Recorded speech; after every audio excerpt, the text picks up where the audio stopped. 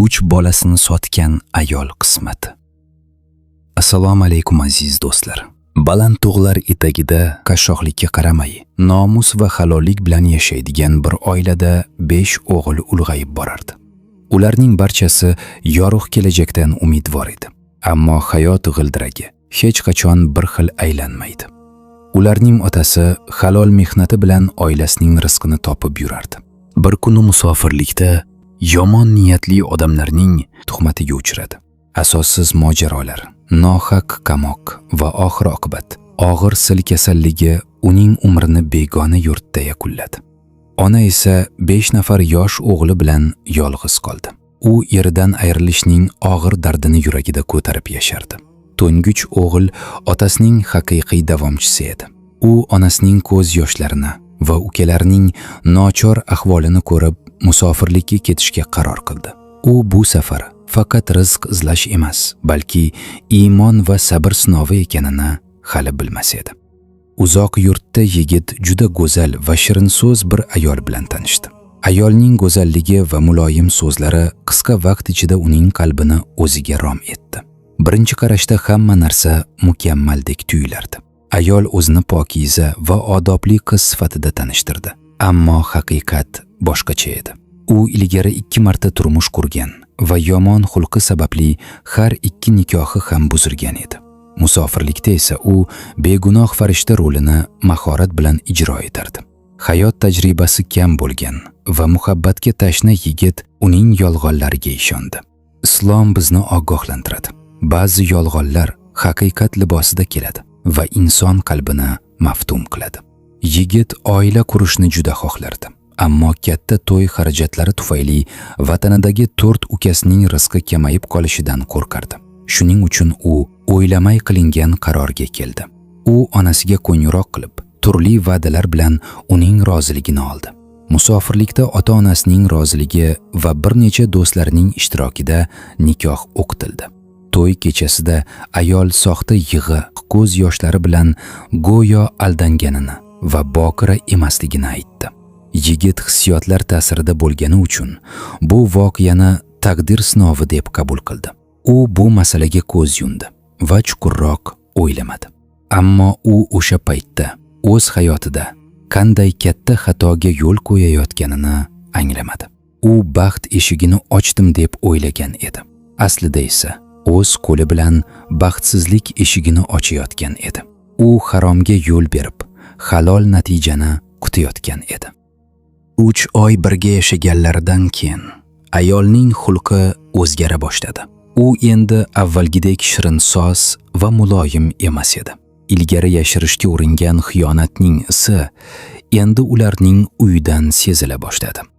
Yigit ko'pincha ish bilan tashqarida bo'lgani uchun ayolining yo'qligida g'alati harakatlar qilayotganini payqardi. Islom oilani iymon qo'rg'oni deb ta'riflaydi. Ammo bu qo'rg'on endi yolg'on va xiyonatlar sabab asta-sekin yimirilayotgan edi. Bir kuni ular tashqaridagi oshxonada ovqatlanib o'tirganlarida bir erkak behayo qiliqlar bilan kirib keldi. Bu erkak ayolning 2-chi eri edi. U masxaraomuz tarzda ayolga qarab dedi: "Ey uyatsiz, yana kimni aldayapsan?" So'ng yigitga qarab dedi: "Sen kim bilan yashayotganingni bilasanmi?" Yigit o'rnidan sapchib turib g'azab bilan so'radi: "Sen kimsan va mening ayolim bilan bunday gaplashishga qanday haqqing bor?" Erkak achchiq kulib javob berdi: "Men uning 2-chi eriman. Sen ham shular qatoridansan. Endi sendan keyin yana kim navbatga kelishini ko'ramiz." Bu so'zlar yigitning yuragiga qilich kabi sanchildi. Ammo ayol navbatdagi yolg'onini ishlatdi. U yig'lab, baqirib-chaqirib, bu odam aqldan o'zganini va uni boshqa birov bilan adashtirganini aytdi. Muhabbat ko'zini ko'r qilgan yigit yana uning gaplariga ishondi. Lekin shubha urug'i uning qalbiga allaqachon ekilgan edi. Endi u tunlari uyga qaytganda ko'pincha ayolini topa olmasdi. Shubha uning qalbini kemirayotgan dardga aylandi. Oxiri u bir reja tuzdi. Go'yoki 3 kunlik ish bilan boshqa shaharga ketayotganini aytdi. aslida esa oynalari qoraytirilgan mashinasida yashirinib kuzatishga qaror qildi. U uzoq kutdi. Nihoyat ayol uydan chiqib, begona bir erkakning mashinasiga o'tirdi. Ular boshqa bir uy tomon yo'l oldilar. Mashinadan tushib, qo'l ushlashgan holda uy ichiga kirib ketdilar. Shunda yigit o'zini tutolmay ortlaridan kirdi. U ko'rgan manzara uning barcha shubhalarini tasdiqladi. Bu faqat xiyonat emas, balki insoniy sha'n va ishonch bilan o'ynash edi.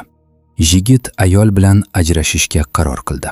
Ana shu lahzada u naqadar qattiq aldanib qolganini anglab yetdi. Bu ajralish ayol uchun ibrat bo'lishi kerak edi. Ammo u tavba qilish o'rniga yanada yomon yo'lga kirib ketdi. U hayotda adashgan va o'z qadrini yo'qotgan ayolga aylandi. Ayol barcha halol yo'llarni o'ziga yopib qo'ygandan keyin Alloh tomon qaytish o'rniga gunoh botqog'iga yanada chuqurroq botib ketdi. U ko'plab erkaklar bilan noqonuniy munosabatlarda bo'ldi va natijada homilador bo'ldi. Bu homiladorlik muhabbat yoki oila natijasi emas edi. U dastlab tug'ilajak boladan qutulishni o'yladi. Keyin esa boshqa bir fikr paydo bo'ldi. U muhtoj yoki farzand kutayotgan oilalarni topib, bolani pul evaziga berishni rejalashtirdi. Shu yo'l bilan katta pul topib, shu ishrat bilan yashashni istardi. Oxir-oqibat u shunday oilalarni topdi va bola tug'ilishidan oldin ulardan pul ola boshladi. Bola dunyoga kelganida esa onalik mehrini ko'rsatish o'rniga uni pul evaziga topshirardi. Bu ish uning qalbidagi rahm-shafqatning qanchalik so'nganini ko'rsatardi. U bu ishni bir marta emas, bir necha bor takrorladi. Har safar begona erkaklar bilan munosabatga kirar, homilador bo'lar va oldindan bola uchun xaridor izlar edi. 3 nafar begunoh o'g'il bola shu tariqa onaning noto'g'ri qarorlari qurboniga aylandi. Har safar qo'liga pul tekkanda uning qalbi yanada qattiqlashib borardi. U bu bolalarning kelajagi, taqdiri yoki qanday sharoitda yashashi haqida o'ylamasdi. Uning xayolida faqat o'z manfaatlari va nafs istaklari bor edi. U har bir bunday ish bilan o'zini yanada katta gunohlarga yaqinlashtirayotganini anglamasdi. Tashqaridan qaraganda uning qo'lida pul bor edi, ammo qalbida xotirjamlik yo'q edi. U yolg'izlikda qolgan paytlarda vijdoni uni bezovta qilardi. Go'yo tark etgan bolalarning yig'isi qulog'ida jaranglayotgandek tuyulardi. Ammo bu iztirobdan qutulish o'rniga yana eski gunohli yo'llarga qaytardi. Shu tariqa u baxtsizlik va gunohning tuganmas doirasida yashay boshladi. Vaqt o'tishi bilan har bir yangi tug'ilgan farzand uning nazarida mehr va mas'uliyat emas, balki foyda manbaiga aylanib qolgandi. 35 yoshga yetganida taqdir oynasi unga achchiq haqiqatni ko'rsatdi. Bir vaqtlar uning eng katta quroli bo'lgan tashqi go'zalligiga endi so'na boshlagan edi. Ilgari uni izlab yuradigan erkaklar endi unga hatto nazar ham tashlamas edilar. U mutlaq va shafqatsiz yolg'izlik ichida qoldi. Qiyin kunlarida unga yordam beradigan biror inson topilmadi. Farzandlari orqali qo'lga kiritgan barcha pullari ham asta-sekin yo'q bo'lib ketdi. Harom yo'l bilan topilgan mol dunyoda baraka bo'lmaydi. Endi u ko'chalarda sarson yurardi.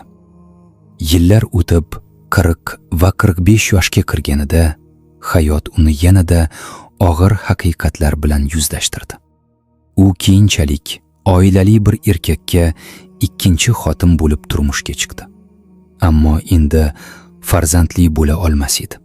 Bu holat unga og'ir sinov bo'lib tuyulardi.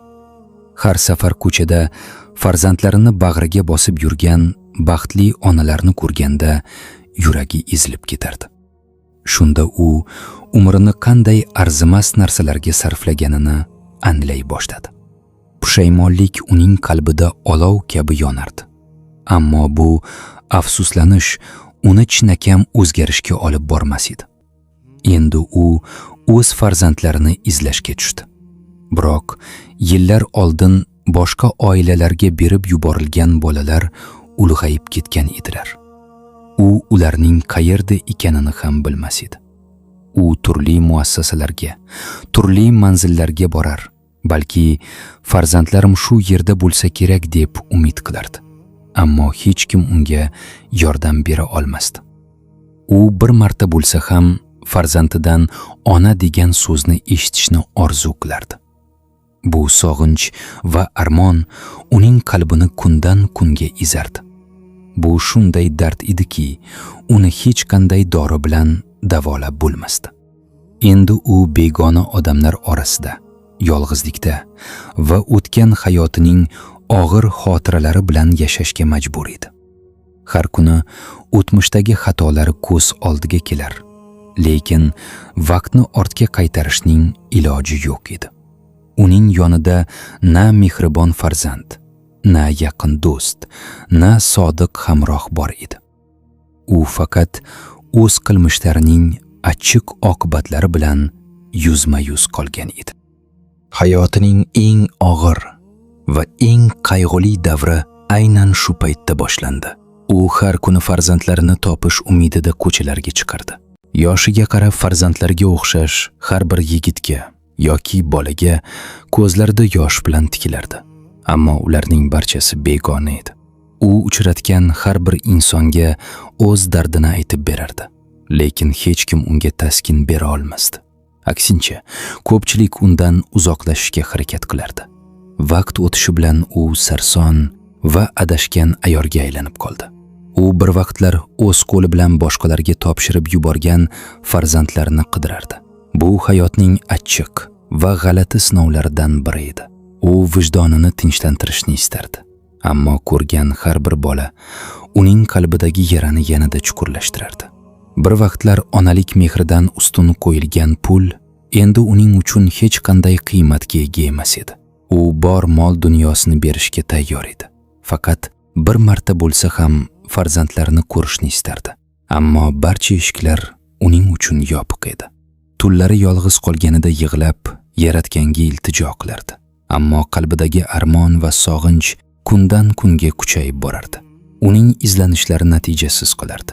Hech kim uni tanimasdi va hech kim uni kutmasdi.